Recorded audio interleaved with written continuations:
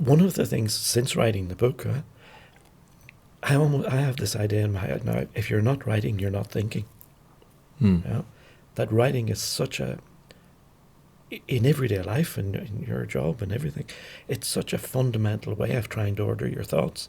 That if you're not writing, you're not thinking.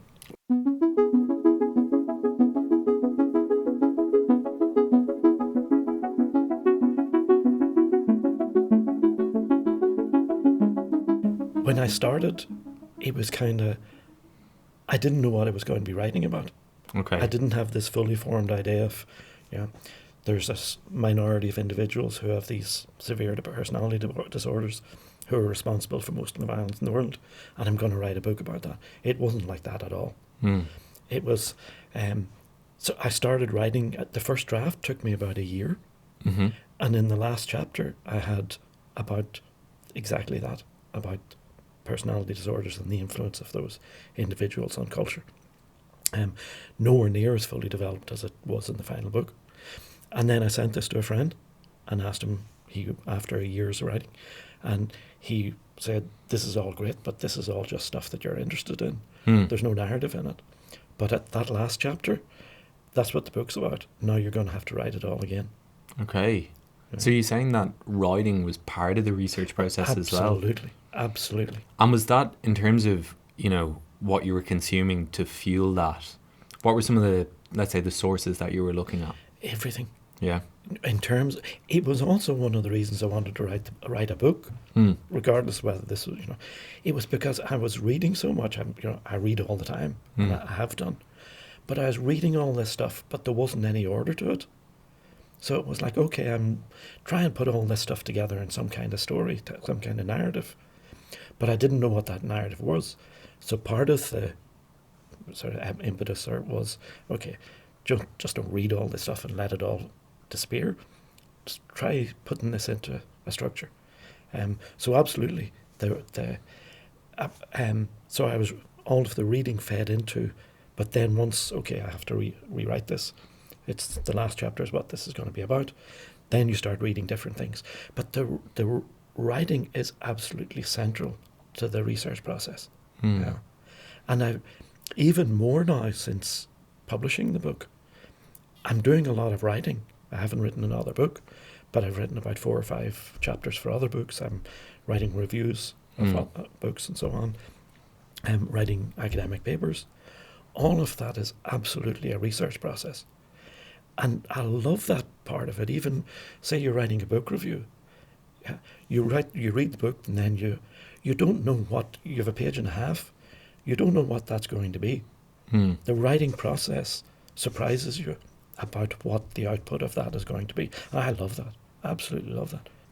But I'm curious about maybe some of the tools or methodologies you use for research. I mean, you said you've noted writing as one there. Are you consuming and writing directly afterwards? Or are you consuming something, kind of jotting down notes, collecting those notes, and then making a kind of larger body of writing or a larger body of research? It's very much like a magpie. Okay. So when I read a book, I underline all of the bits, yeah. When I'm writing a book review, I take all of those bits, put them together, and then summarise all that, and then try and punch that into some kind of shape. So that's one part of how I write.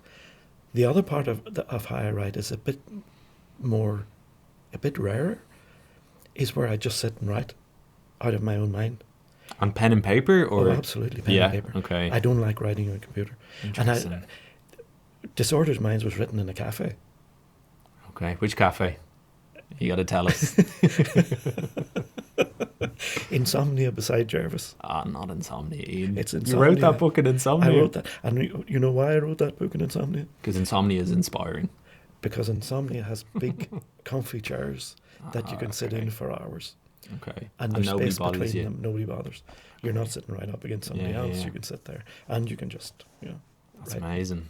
But it's also another part of this which is interesting, and it was, I love being outdoors. Yeah, where there's people going past all the time, where it's busy and so on, not noisy but busy.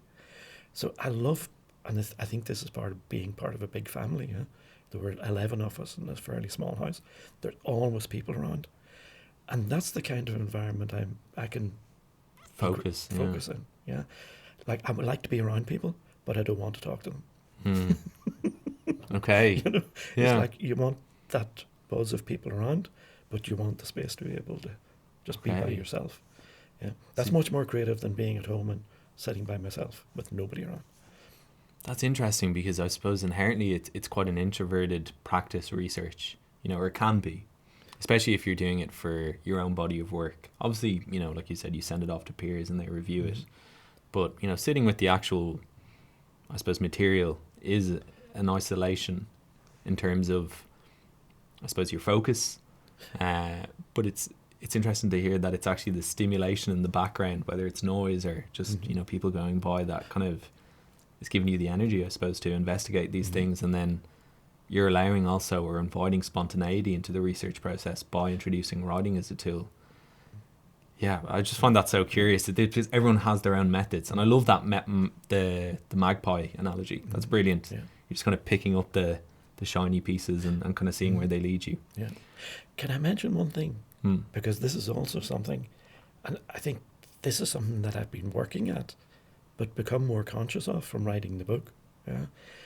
About the idea of an intellectual, which has a kind of it sounds very snobby and it sounds like but as I understand it and where I heard this from, an intellectual is very different from intelligence. Yeah. The intellectual skill is the ability to look at lots of huge diversity of information and bring that together in some coherent sense. Yeah. And I think a lot of my training, both in physics and then later in psychoanalysis, is a lot about this being able to access or read or have a lot of information that's quite disjointed. Yeah. But then I'll say have the patience to. I'll tell you an analogy that I learned in psychoanalysis, yeah, that sort of helps me think about this. But it's where all this information, you have to allow the time that it comes together. And again, it's kind of this writing process. You don't do it in a sense. It somehow has to happen. Huh? So the analogy or the metaphor I'll use, when I was studying in psychoanalysis, yeah, they talk about, of course, Freud says, and was it the whole idea of, was it just when you're on the couch in psychoanalysis, you just say what comes to mind. Yeah? And those things are going to be completely disjointed. The idea is that you're in your mind, things are joined up. So an emotion, an idea, and so on, in ways that the unconscious makes the connections, but your consciousness doesn't. So when you speak in analysis and just say what comes, this random stream of thoughts, there is an underlying connection to it. And you don't know what the connection is. But your analyst, that's their job, is to try and make sense. Why is he talking about that now when it's completely different from what he was just talking about before? There is an emotional connection. There is some kind of connection. And so in the psychoanalytic training, the metaphor that they told us was, like a child's mobile, the toy that's in front of a child's face. So when the baby's very young, they have a fairly short visual field. And so these bits of the child's mobile float in and out of, as it turns, one animal comes in, another one floats out. And it's kind of, over time, the child is able to develop the cognition to see the whole picture. But at a particular instance, they don't have that ability. And it's kind of our own understanding, our own intellectual understanding of the world is a similar kind of process. It can't be forced. It's not linear. You're going to have these different ideas and different perceptions, different experiences that float in and out of your experience. And then the job is, or the work is, to try and make sense of this. And that's not just in terms of writing a book. That's kind of a metaphor for life. Yeah. You've brought two things to mind.